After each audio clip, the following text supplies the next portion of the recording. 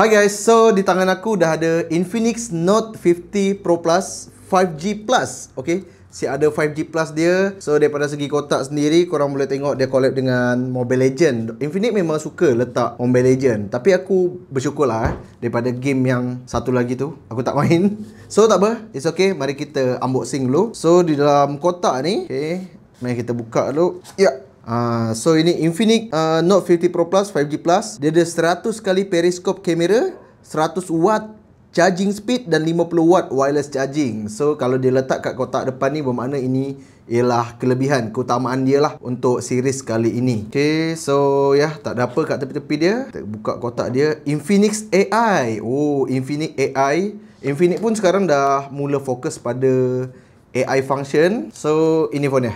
Okay, ada NFC, support 144Hz dan sound by JBL.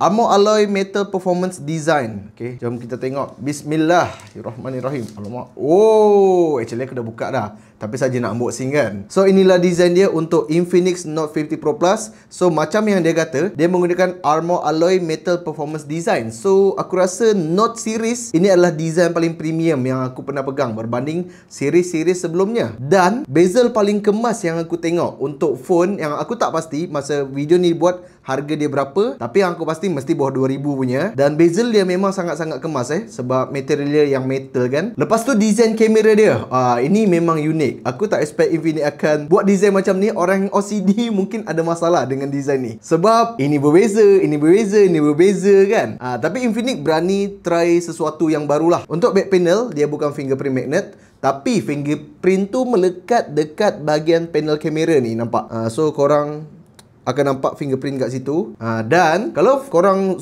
fokus pada kamera dalam dia, memang nampaklah ada satu lens periscope dekat dalam, yang mana dia boleh 100 kali zoom. Wah, ini memang menarik juga menarik juga. And then kita tengok apa isi kotak dia. Ni ada satu bekas hitam, tak apa, sekejap kita tengok yang tu. And then ada adapter 100 watt. Lepas tu tak lupa juga dengan dia punya kabel macam biasa. And then apa isi kotak ni? Isi kotak ni yang pertama ada SIM ejector. Lepas tu ada Infinix VIP card. Aku tak tahu apa fungsi dia, mungkin untuk claim warranty lah kot kan. Oh, cantik kad dia. Dia letak dalam bekas hitam, memang premium lah. Okay, satu screen protector dan juga ada satu casing yang dia bagi. Tapi casing ni cantik kan. Okay, aku try pasang casing ni dekat handphone. Warna dia memang matching sesuai. Inilah look dia bila menggunakan casing.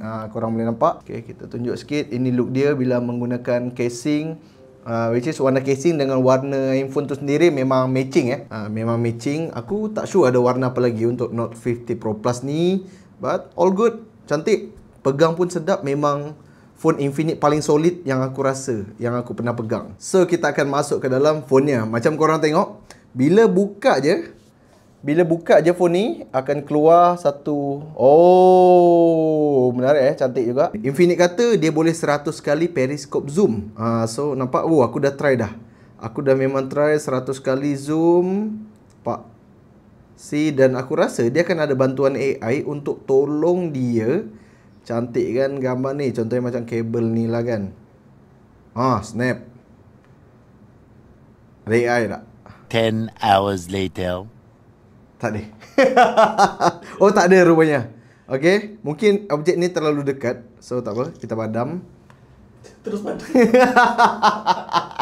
Untuk Infinix Note 50 Pro Plus kali ni, dia datang dengan 100 watt wired charging dan juga 50 watt wireless charging. Dan kali ni dia ada 3 mode, iaitu Hyper Mode, Smart Mode dan juga Low Temperature Mode. Hyper Mode ni Infinix kata 0 hingga 100% hanya perlu masa 32 minit sahaja. Dan macam korang nampak tadi, ada tulisan Infinix AI kan.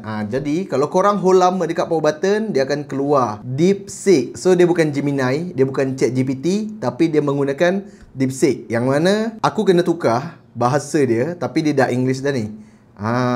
Nice juga. So macam-macam fungsi AI yang korang boleh dapat. AI writing, lepas tu AI recording. Yang mana aku akan try lah. Ini just konten untuk unboxing sahaja yang korang boleh tengok. Nanti aku akan try gaming, download game semua, dan tengok performance dia macam mana. See you in next video.